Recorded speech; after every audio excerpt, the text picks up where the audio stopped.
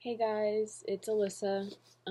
Today we're talking about the book Their Eyes Were Watching God by Zora Neale Hurston.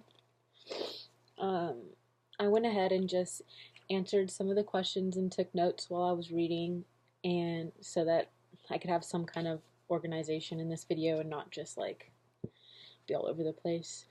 Um, so the first question that I answered was begins the book with an extended metaphor. What are the dreams of men? How are they different from the dreams of women? And who doesn't get disappointed?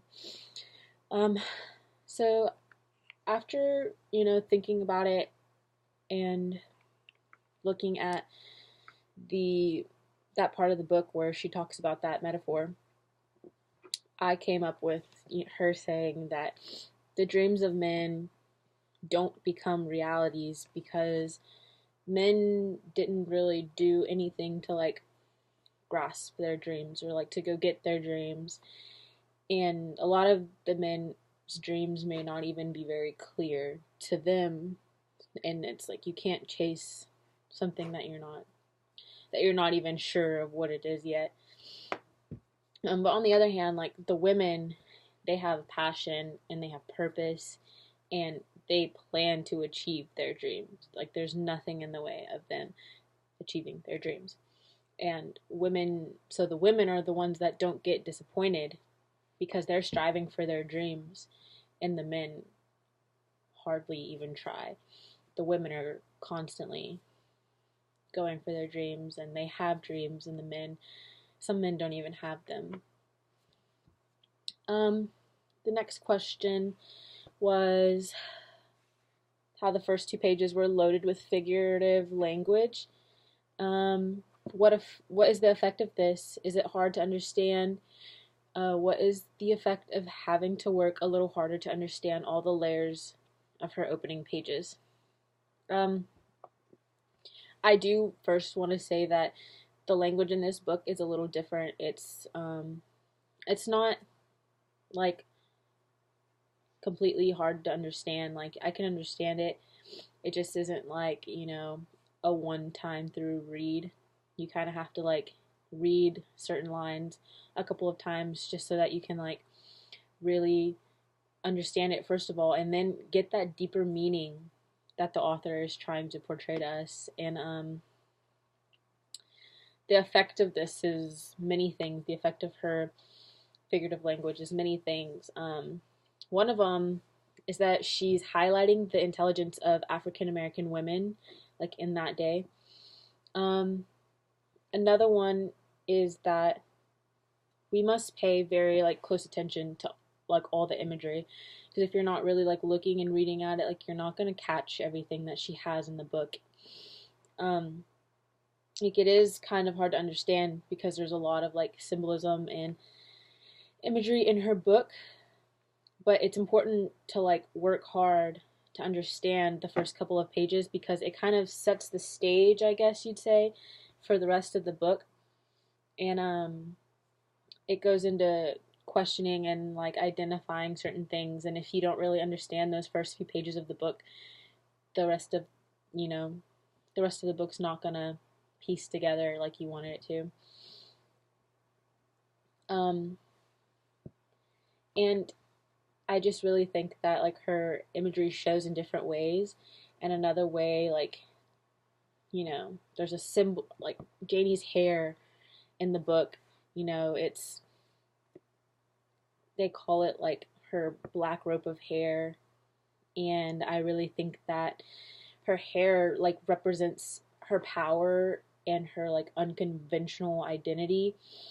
And I think it represents independence because not a lot of girls her age like wear it, and like it's just something that was Janie's thing, and it was what made her an individual. And it just it represented like it was like heavy hair, and it really like symbolized her power, and it symbolized her journey for her identity, like to find out like it was just her, it was Janie's thing is all I can really like say about that. The next one was over the mule scene, the question about the mule scene. Um, I feel like by showing the mule scene that Hurston is showing a relationship between like the mule and Janie. And I think that the mule represents like who is Janie, who is trapped by Jody. Um, the mule is constantly being chased by Matt, but like how like it escapes eventually in desperation for its independence. And Janie eagerly wants to participate in the conversations of the mule, but like Jody forbids her from doing that, you know. So I think that the mule is like a symbol of Jane in a way. And I really think that, you know, because Jane, you know, is like running and on this journey for her independence, that she her and the mule are just kind of like hand in hand. I really think that that mule is the symbol for Janie. Um, Also, I really, like I said, like if you're not really reading hard into it, you're not going to catch a lot of things. And so far, I haven't really caught any biblical um, allusions in the text. There probably are some. I'm the worst at catching those in any book we read. Like in any book I've ever read, even in high school, I can never catch those biblical allusions. So if you guys caught any, you know, leave and you respond to this video, you know, leave, you know, help me out, help me to see where those biblical allusions are, because honestly, like I'm reading through this book and I'm just the worst at picking out those biblical allusions, and I can never relate them to the Bible. I can never relate what people say in books to the Bible. Um, I don't know if it's because I'm not reading it right or if I don't know the Bible well enough, but that's just something that I had trouble finding in the book. Also,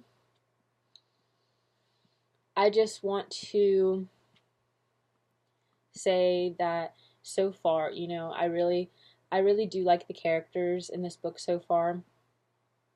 And the language, like I said earlier, the language is really interesting. Just how they talk, it's very informal.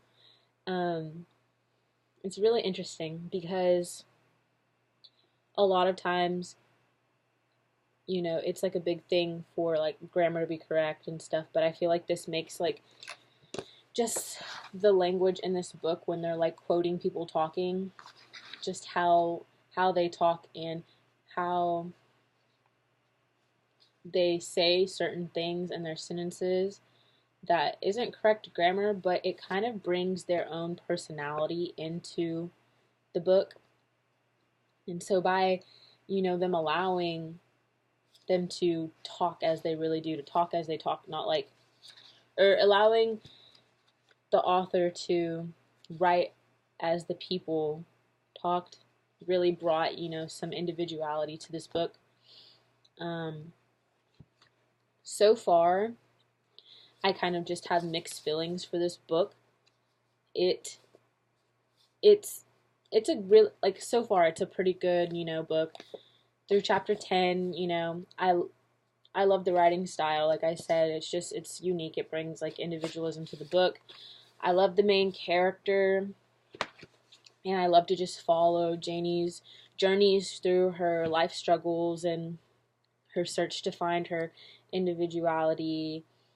Um, and I really think that, you know, this book does a great job on like showcasing us like who she is, and you know, on her search to find herself. Um,